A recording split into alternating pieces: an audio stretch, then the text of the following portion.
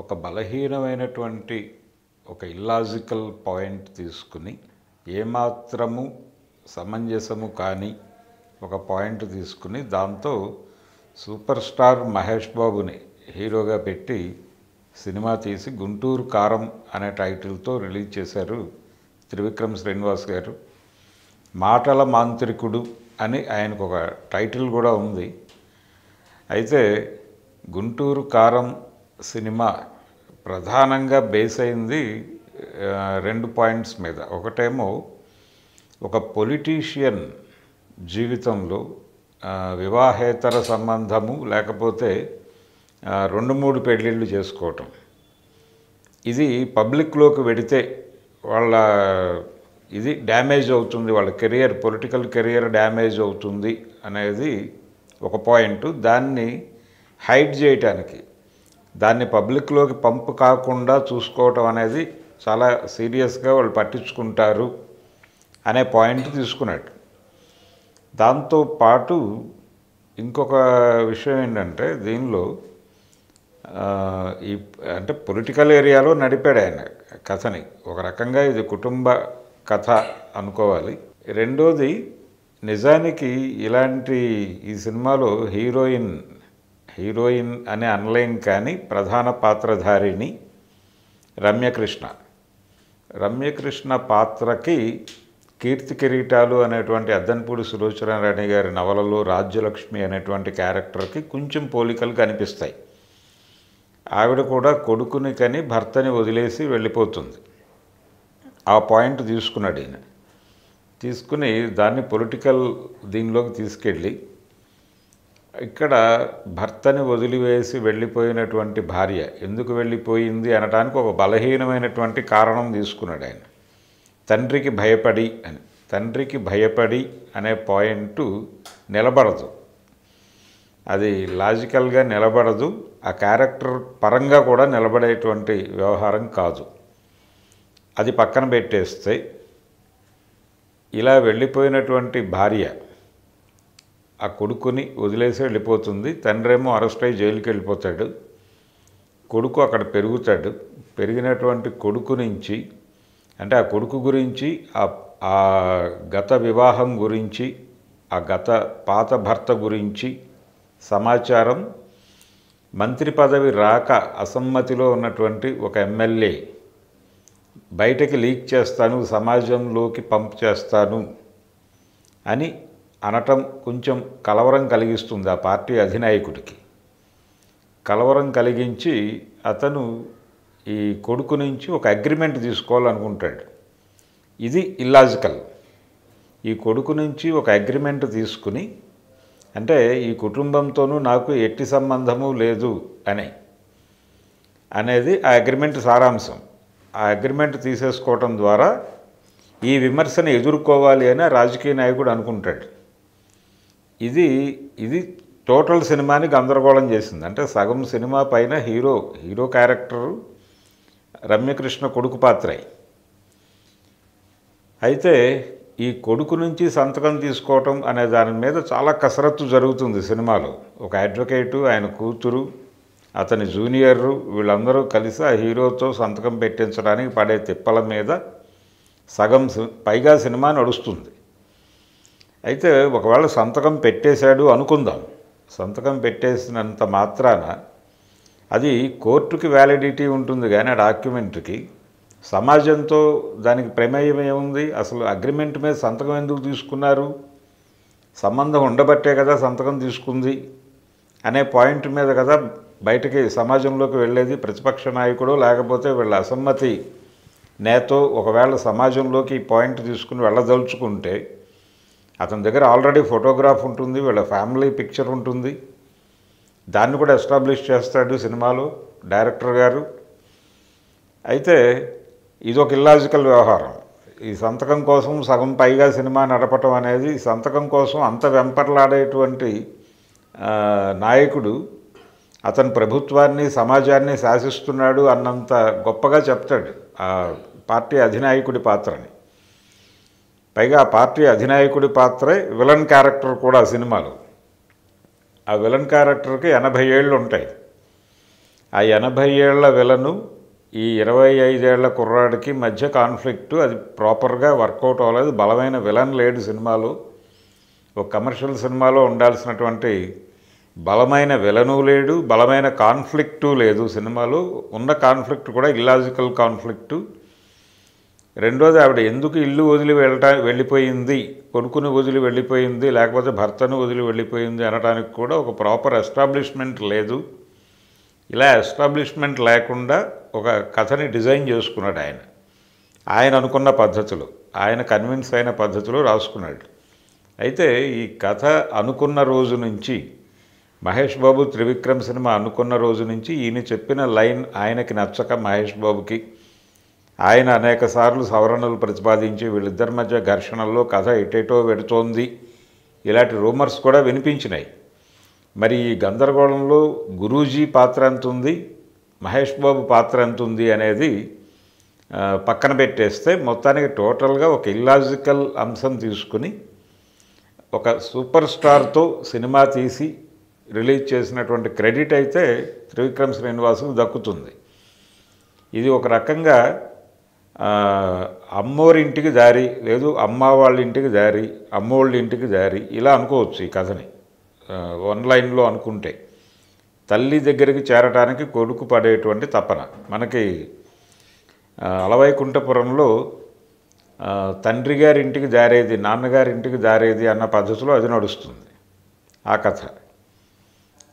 ఇలా ప్రతి కథ కూడా అంటే కొంచెం సెంటిమెంటు, కొంచెం ఎమోషను, కొంచెం యాక్షను, కొంచెం ఎంటర్టైన్మెంటు, ఇవన్నీ సమపాళ్లలో రంగరించడం ద్వారా అన్ని వర్గాల ప్రేక్షకుల్ని అలరించాలి అనేది ఆయన ప్రోగ్రాం, త్రివిక్రమ్ ప్రోగ్రాం. అలా డిజైన్ చేసినటువంటి డిష్లు అన్ని సందర్భాల్లోనూ అద్భుతంగా కుదరవు.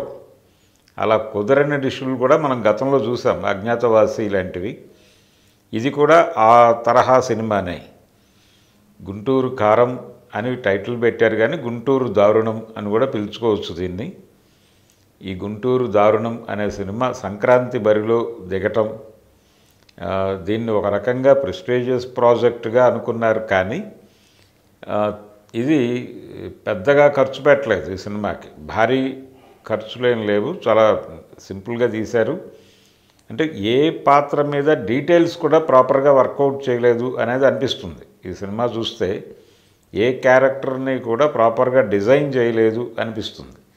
హీరోయిన్ క్యారెక్టర్ దగ్గర నుంచి మొదలు పెడితే ఇందులో సెకండ్ హీరోయిన్ క్యారెక్టర్ని చూస్తే ఆ విషయం అర్థమవుతుంది. అసలు ఆ అమ్మాయి క్యారెక్టర్ ఎందుకు పెట్టారో కూడా తెలియదు. నిజానికి ఆ క్యారెక్టర్ శ్రీలీలతో చేయించి, ఇప్పుడు శ్రీలీల చేసిన క్యారెక్టర్ పూజా హెగ్డేతో చేయించాలనుకున్నాడు ఆయన.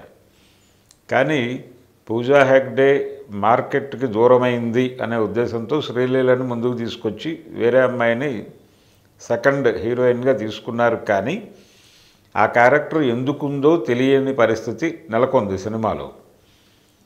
ఎందుకు అంటే నిజానికి ఆయన మనసులో ఒక అభిప్రాయం ఉంది. వీళ్ళిద్దరి మధ్య ఒక కాన్ఫ్లిక్ట్, హీరోని సెంట్రిక్గా పెట్టి వాళ్ళిద్దరి మధ్య ఒక గొడవ క్రియేట్ చేసి కొంత ఎంటర్టైన్ చేయాలి అని అనుకున్నాడు ఆయన. కానీ ఈ గందరగోళంలో అది షూట్ చేయటం మర్చిపోయాడు, అది లేదు సినిమాలో.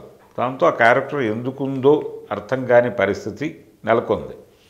అలాగే జగపతి బాబుకి ఇచ్చిన క్యారెక్టర్, ఆ క్యారెక్టర్కి మార్క్స్ అనే పేరు పెట్టాడు ఆయన. డైరెక్టర్ గారు కొంచెం రైట్గా ఉంటాడు అనే విషయం అందరికీ తెలుసు. గతంలో ఇంటి గుట్టు అనే సినిమా చూసాం మనం. ఇంటి గుట్టు పాయింట్ని తీసుకొని ఈయన అలవైకుంఠపురం అని తీశాడు. అలవైకుంఠపురంలో పుట్టుక నిర్ణయిస్తుంది వాళ్ళ భవిష్యత్తుని అన్న టోన్లో కథ నడుస్తుంది. ఇంటిగుట్టు సినిమాలో, దానికి మాతృక ఇంటిగుట్టులో ఎన్ రామారావు గారి సినిమా అది. దాంట్లో పెంపకం నిర్ణయిస్తుంది అని ఒక సైంటిఫిక్ బేస్ ఉంటుంది దానికి. దీనికి ఇది పుట్టుక నిర్ణయిస్తుంది అన్న పద్ధతిలో ఈయన పూర్తిగా రైట్కి తిప్పి తీశాడు ఆ సినిమాని. అదే ధోరణిలో ఈయన రైటిస్ట్ రాజకీయాల అభిప్రాయాలను కూడా ఈ సినిమాలో చెప్పే ప్రయత్నంలో భాగంగానే జగపతి బాబు క్యారెక్టర్కి మార్క్స్ అని, సునీల్ వేసిన క్యారెక్టర్కి లెనిన్ అని పేరు పెట్టారు. ఇలా పేర్లు పెట్టుకున్న వాళ్ళు అనేక మంది కనిపిస్తారు మనకి కృష్ణా గుంటూరు జిల్లాల్లో. ఇది సర్వసాధారణం. ఈ మార్క్సు లెనిను ఇలాంటి పేర్లు పెట్టుకున్న వాళ్ళు అనేక మంది గుంటూరు కృష్ణా జిల్లాల్లో కనిపిస్తారు మనకి. పర్టికులర్గా ఒక సామాజిక వర్గంలో కనిపిస్తారు. అయితే వీళ్ళు దుర్మార్గంగా వ్యవహరించిన సందర్భాలు కూడా ఉన్నాయి సమాజంలో, లేవని నేను అంటలేదు. కానీ కొంచెం దాన్ని అంటే పొలిటికల్ సటైర్గా మాట్లాడటం కాకుండా ఈయన కాన్షియస్గానే ఆ పేర్లు పెట్టాడు అని అనిపిస్తుంది. వ్యతిరేక అభిప్రాయంతోనే, రైటిస్ట్ ఐడియాలజీతోనే ఈయన ఆ పేర్లు పెట్టాడు అనే విషయం అర్థమవుతుంది. మార్క్సు లెనిన్, ఈ మార్క్స్ క్యారెక్టర్ చేసినటువంటి జగపతి బాబు క్యారెక్టరైజేషన్, ఆ పేరు పెట్టడంలో చూపించిన శ్రద్ధ ఆ క్యారెక్టర్ డిజైనింగ్లో చూపించలేదు త్రివిక్రమ్ శ్రీనివాస్. దాంతో అసలు ఆ క్యారెక్టర్ ఎందుకుందో అర్థం కాని పరిస్థితి, ఒక గందరగోళం. రెండోది మార్క్సు లెనిన్ని కాన్షియస్గా మార్క్సే చంపేశాడు అన్న పద్ధతిలో సన్నివేశం నడుస్తుంది. అంటే జగపతి బాబు క్యారెక్టర్ వాంటెడ్గానే సునీల్ క్యారెక్టర్ని చంపేసింది అన్నట్టుగా నడుపుతాడు కథని. దీని వెనకాల ప్రకాష్ రాజ్ కాన్స్పిరసీ ఉంది అనేది. ఈ ప్రకాష్ రాజ్ క్యారెక్టరే తాత పాత్ర, ఆయనే తాత పాత్ర పోషించాడు. ఈ 80 ఏళ్ల విలను 25 ఏళ్ల హీరో వాళ్ళ మధ్య కాన్ఫ్లిక్ట్ వర్కౌట్ కాకే మహేష్ బాబు ఎవరితో యుద్ధం చేస్తున్నాడో తెలియని పరిస్థితి. ఈ గందరగోళం మధ్యలో ఆయన అంటే ఈ గ్యాప్ను పూడ్చడానికి మధ్యలో కొన్ని పాటలు, ఫైట్లు, ఈ సంతకం చుట్టూ జరిగేటువంటి డ్రామా, దీని మీద కథ నడిపేశాడు ఆయన. అంటే ఆడియన్స్ని ఎంగేజ్ చేయటం ప్రధానము అనుకుని చేశాడు తప్ప ఒక పాయింట్ చెప్పాలి అని అనుకోలేదు. రెండోది, దీనిలో ఉన్న ప్రధాన లోపం ఏంటంటే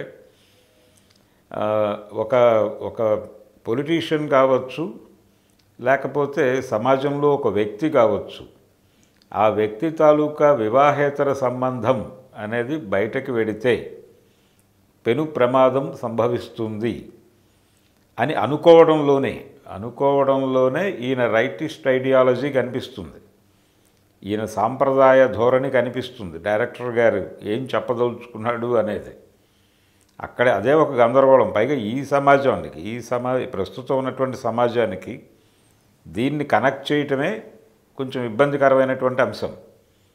ఆ పాయింట్ని తీసుకొని అయితే ఏమిటి అంటాడు ఎవడైనా, ఇబ్బంది అయి ఉంటుంది. ఏదో కారణం, బలమైన కారణం చూపించలేదు. ఆ భర్త నుంచి కొడుకుని వదిలేసి వెళ్ళటానికి బలమైన కారణం అయితే చూపించలేదు. కానీ ఒకవేళ చూపించి ఉన్నా జనం కన్విన్స్ అయ్యేవాళ్ళు. ఏమవుతుంది అయితే, ఆ భర్త ఇబ్బంది పెట్టాడు, వచ్చేసింది. వీరగంధం వెంకట సుబ్బారావు గారిని వదిలేసి ఎన్టీ రామారావు గారిని పెళ్లి చేసుకున్నటువంటి లక్ష్మీ పార్వతిని కూడా ప్రజలు యాక్సెప్ట్ చేశారు కదా. ఇంకా ఏరియాలో ఈయన కొత్తగా క్రియేట్ చేసే డ్రామా ఏమిటి త్రివిక్రమ్ శ్రీనివాస్ గారు. కాబట్టి చాలా గందరగోళం, చాలా ఇల్లాజికల్, ఏమాత్రము సమంజసము కన్విన్సింగ్గా అనిపించని అనేక అంశాల చుట్టూ గుంటూరు కారం సినిమాని తిప్పి దానికి ఒక మాసీ టైటిల్ పెట్టానని అనుకున్నాడు ఆయన. అలాగే ఈ సినిమాలో మహేష్ బాబు క్యారెక్టర్ డిజైనింగ్లో కూడా ఒక గందరగోళం ఉంది. దానికి ఒక విచిత్రమైన స్లాంగ్ నడుస్తుంది. అది 100% గుంటూరు స్లాంగ్ అని కూడా చెప్పలేం. దానిలో రకరకాల స్లాంగ్స్ మిక్స్ చేసి ఒక డిక్షన్ ఉండాలి హీరో క్యారెక్టర్కి అన్నట్టుగా నడిచింది. అది బహుశా మహేష్ బాబుని అపాయింట్ చెప్పి ఆయన కన్విన్స్ చేసి ఉంటాడు. తను కూడా కొత్తగా ఉంటుంది ఈ క్యారెక్టర్ అనుకుని చేశాడు. అది పక్కన పెట్టేస్తే తను ఈ బీడీ తాగటం అనేది తను బుర్రలో ఉన్నటువంటి ఒక పాతకాలపు మాస్ హీరో ఇమేజ్ నుంచి పుట్టింది తప్ప, అంటే విలన్ గుండు మీద అగ్గిపుల్ల గీసి మంట వెలిగించి బీడీ కాల్చుకోవటం అనేది 70లు 80ల ప్రాంతాల్లో మాస్ హీరోలు చేసే పని. ఈవెన్ అక్కినేని నాగేశ్వరరావు గారితో కూడా రావణుడే రాముడైతే అనే సినిమాలో ఆయన మాస్ క్యారెక్టర్ చేస్తున్నాడు అనే విషయాన్ని ఆడియన్స్కి అర్థం చేయించడానికి ఇలాంటి అగ్గిపుల్ల గీకే కార్యక్రమం దాసరి నారాయణరావు గారు కూడా చేయించాడు.